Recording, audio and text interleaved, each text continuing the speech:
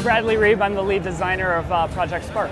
So Project Spark is a platform for anybody to create, play, and share whatever they can imagine. We have a full terrain editor here that allows you to carve or grow the terrain. It feels like clay. It just is amazing to push and pull the terrain around, and then at any time you can just rewind. We allow you to add color and materials. The materials paint the tops, bottoms, and sides with exactly what should go there. We get little vines and grass, and we also have tools that allow you to quickly block in the props in the world and bring the world to life extremely quickly. So on top of that, there's a huge library of objects that you can add to the world.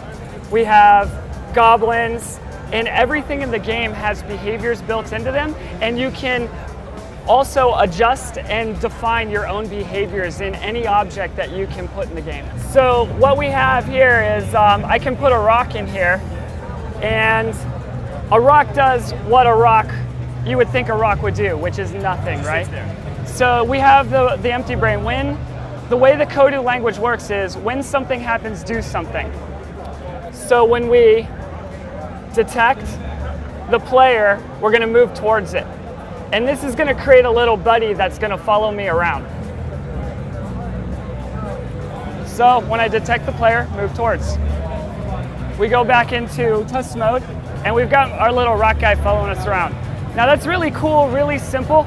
He doesn't look supernatural, right? So we can change anything about any object in the game. So what we're going to do here is edit its properties. And we're going to go into its physics settings and change it from fixed, which means that it just collides with things and doesn't move, to tumbling.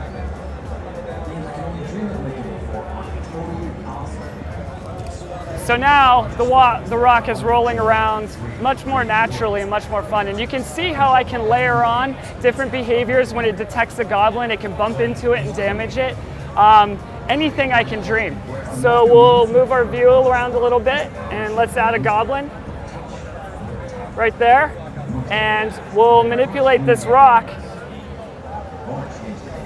so when we detect the player, let me quickly make it a little guy that'll go after the goblins. So what we're going to do is replace the player with the goblin.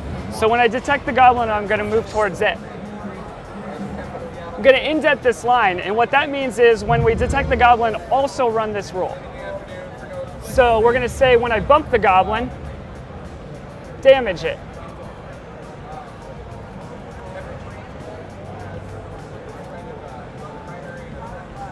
Damage it. And then finally I'm going to add one more line that says if I don't detect a goblin, follow me around. So we'll go move towards the player. And I kind of went fast, but the way this works is when I place the move tile, it filters out all of the tiles that are available to me, so I can never write an incorrect line of code. It's really easy to program, and I can just click on the next tile to discover what's possible within the language.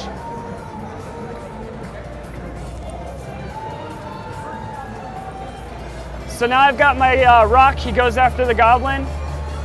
He's bumping into him and damaging him. And when the goblin is killed, the rock resumes following me.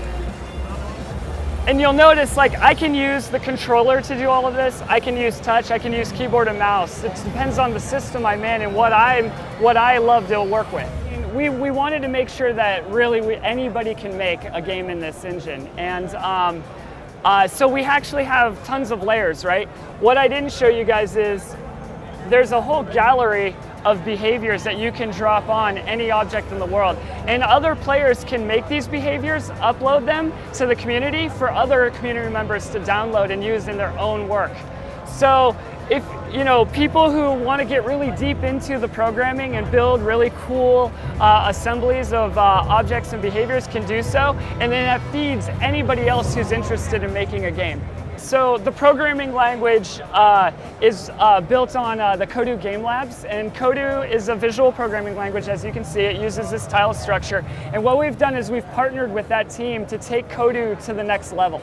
This is Kodoo 2.0. It's expanded with new functionality that really allows you to reimagine and make any game that you can think of. And we've brought with us to E3 a bunch of games that were made by the team and other people within Microsoft. So this one is sort of a 2D side scroller. You might be familiar with the inspiration. So I can run through this world. There's a little push block puzzle over here. I won't play through to the end because of time, but this is a full-on little puzzle side scroller action adventure title. If I go into, I can launch this one, which is one of our artists on our team built this amazing ode to JRPGs. So he really loves cinematics and camera control and a more thoughtful gameplay, right? I've shown you a lot of sort of action adventure stuff, but you go up to this guy and he gives you dialogue, right? He's telling a rich story in this world. Go pick up your weapons. And then he's like really taking control of the camera and crafting an experience here, right? I can go deeper. He's got this really intricate gameplay where you're leveling up. He built a leveling system and an equipment management system in here so you can upgrade your gear. You can make simple games that are very quick, and you can make, complex games. So you can see this is very different than other things that we've been showing. Let me show you something else. This blew us away when we saw it because it's effectively a game creation experience built within a game creation experience. So I can, wherever I walk, put terrain under my feet and go up and go down. I can blast holes in walls. I can shoot these paint bombs, change the paint effect. I can, I'll make a little platform here of snow. And let's put some props down.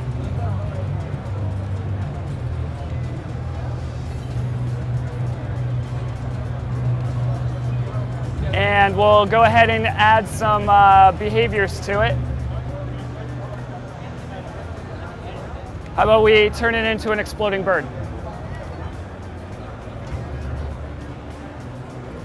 We work really hard to make sure that whichever system you're on is the best experience to build from. If you're on the Xbox One, you take advantage of the controller there. You also have access to the Kinect sensor. You also can take your Surface and with the Smart Glass app, use the touch controls on that system, right? So on Windows 8 here, we've got a controller plugged in. I'm using touch. So really, there are no barriers between the systems on which control input that you want to use. The reaction has been phenomenal. We've been under wraps for so long. It's so wonderful to finally see people interacting with the product. And really, I think people have responded to it in different ways based on their interests. Some people are really excited about the ability to go and play a huge library of UGC. Other people are really excited about just doodling in the tools or telling stories or making game experiences.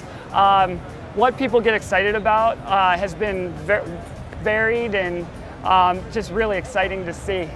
Well, as game developers, I mean, we obviously have a passion for games, and as a kid, this is exactly the sort of product that I would have engrossed myself for hours in, right?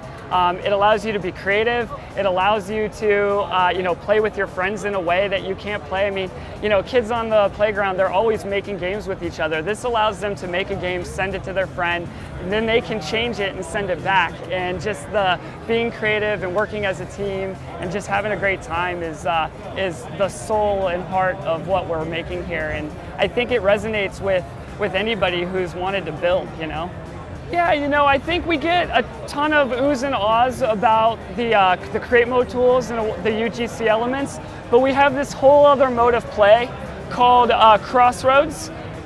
And Crossroads is literally anybody can make a game. Literally, if you can answer some questions and see the world changing based on what you're looking at. And then if you can play through the experience a little bit, we mix these choices with gameplay. You can create a game that is really compelling and fun. You can share it with your friends. All of what you're seeing here is built with exactly the same tools that I showed you with the create mode. So it has all the same interfaces for the brains and behaviors. And you can remix and edit anything. So what's happening here is it's asking me where did the journey, my story begin. And we'll choose the windmill. And then who is the hero of my story? Oh, first I have to place the hero's home. Who is the hero? We'll choose the ranger. And then this is a really great example of how we're going to grow the gameplay, right? So we have a bunch of coming soon tags. For E3, we're showing this find the objective, recovering a lost artifact, finding an object to help cure an ailment. But we'll also be releasing story seeds that allow you to rebuild a town or defend a village from a ravenous horde of zombies. So we'll pick the find the objective. And a lot of these quests allow you to kind of dig as deeply as you want. For instance, with define the objective, I could define exactly what the objective is. I could set the tone for the nature, like why do I need this objective? And then I can pick up the controller and just play through this world, or I could use the touch controls, whichever interface that I'm on, right? And the story begins. So she needs a magic apple to help cure her cursed orchard. And then you get to define where was that apple hidden. So we'll pick the quarry. And then you get to draw the path that the hero took to get to the objective, right? And I can drive it around. I can activate these question marks, which represent side quests, or I can just hit the button and allow it to draw for me. So the control's in your hands. So now I'm on my journey. We've generated pickups along the way. We've generated enemies to fight.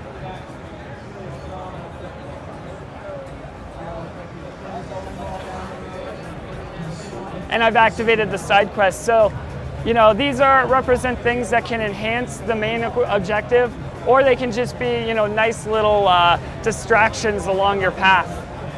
I'll go ahead and pick the Mystic Grove, and we'll go check out what's in the Mystic Grove. Ooh. So if I grab this, it says, who would leave a perfectly good sword?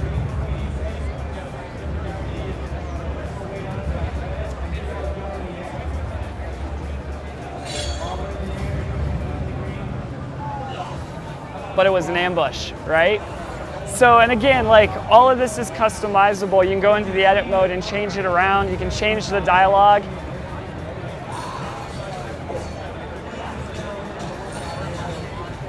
And we can get to the end of the story and fight the boss. But you can see how powerful it is. Just answering a few simple questions, playing through the game experience, anybody can create. If this is truly a vehicle to create anything, we want to empower that, right? So what you see here is a storybook fantasy setting. You can take these assets and glue them together to create spaceships. You can glue them together to create, machine guns. We've had guys on our team really surprising us with the versatility of the elements. But through downloadable content, we'll be releasing lots of additional, elements for you to create a wide variety of games with. We realized that players were going to create from a lot of different places. As a professional game developer, sometimes we're given a seed to work from, like go make this kind of game. Sometimes we're like, well, we really like that game, but we want to put this twist on it, so we're going to remix that experience. And sometimes we come up with a whole new idea, so we start from a blank slate, right? And so I think, I've shown you, this is sort of the catalyst. We've got the blank slate, and if you go up to the community and download somebody else's level, you can remix that experience and make it your own as well. We feel like we've kind of covered the gamut of where people are going to create from.